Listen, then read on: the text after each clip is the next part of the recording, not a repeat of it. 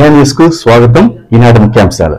నిన్నటి రోజున తిరుపతి నగరం త్యాగరాజ మండపంలో ఏర్పాటు చేసిన కాజీ సంతకు ముఖ్య అతిథిగా విచ్చేసిన కేంద్ర మంత్రివర్యులు మురుగన్. ఈ కార్యక్రమంలో బీజేపీ రాష్ట్ర అధికార ప్రతినిధి జెల్లి మధుసూదన్, సీనియర్ నాయకులు భానుప్రకాష్ రెడ్డి, రాష్ట్ర జనరల్ సెక్రటరీ దయాకర్ రెడ్డి, తిరుపతి జిల్లా అధ్యక్షులు సామంత్ శ్రీనివాస్, రాష్ట్ర మంత్రి హరిప్రసాద్, ఏపీ యూటిఫికేషన్ చైర్మన్ మున్నూరు సుగుణమ్మ, ఇతర సీనియర్ నాయకులు, కార్యకర్తలు పెద్ద ఎత్తున పాల్గొన్నారు.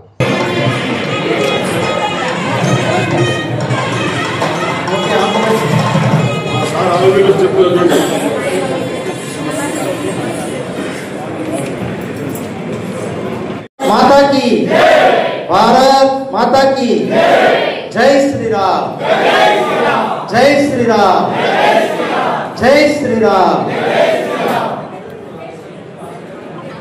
ఈరోజు వేదికలో ఉన్న పెద్దలు Shri Dayakar Reddy garu, state general secretary, district president BJP Shri Saman Srinivasa garu, chairman state handicraft development corporation Shri Hariprasad garu, Shri Ashok Raj garu, state vice president BJP, TDP board member Shri Bhanuprakash Reddy గారు,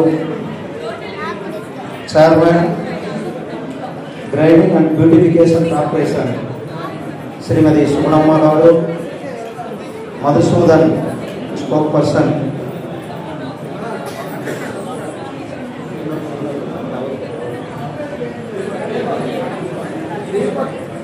మండల అధ్యక్షుడు దీపక్ గారు, నరేష్ గారు, ఇక్కడ ఉన్న అందరూ అధికారి, బీజేపీ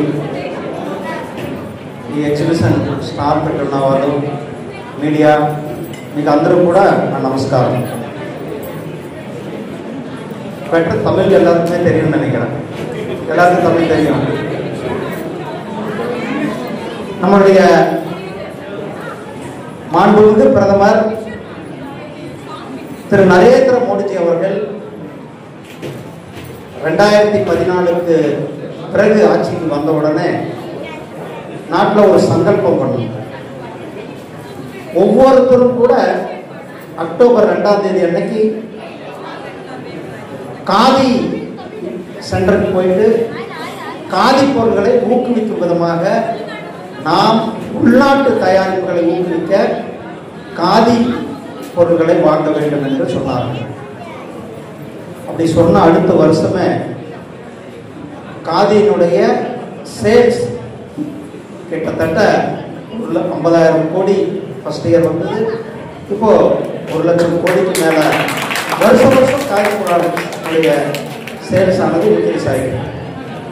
நேற்றைக்கு சென்னையில் இருக்கிற மவுண்ட் ரோட்டில் காதியினுடைய அந்த ஷோரூம், அங்கே போய் நான் காதியில் தேவையான வேஷ்டி சட்டெல்லாம் வாங்கணும்.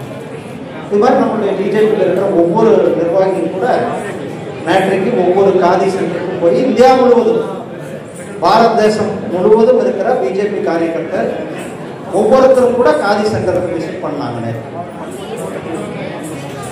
செப்டம்பர் 17 அக்டோபர் 2 நேற்று வரலும் 2 வாரம் சேவை பக்குவடா என்று சொல்லக்கூடிய சேவை தினத்தை கடைபிடிச்சு ஒவ்வொரு நாளும் ஒவ்வொரு ஆக்டிவிட்டிஸ்